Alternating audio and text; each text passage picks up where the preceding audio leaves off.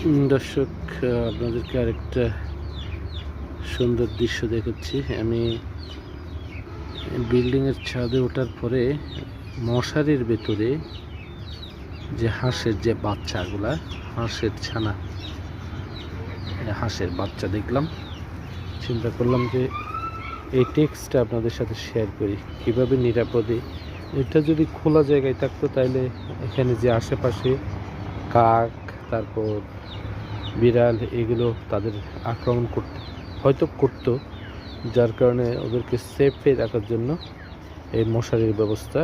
মশারির ভেতরে কিন্তু তারা খাচ্ছে, যাচ্ছে, খেলছে। হাঁসের বাচ্চাগুলো আপনারা দেখতে পাচ্ছেন। আমি একটু দূর থেকে দেখানোর চেষ্টা করব মশারিটা কিভাবে টাঙানো হয়েছে ছাদে। এইভাবে কিন্তু মশারি টাঙিয়ে হাঁসের ছানাগুলো এখানে রাখা হয়েছে। চাইলে আপনারাও এই পদ্ধতি অবলম্বন করতে পারেন। ধন্যবাদ সকলকে।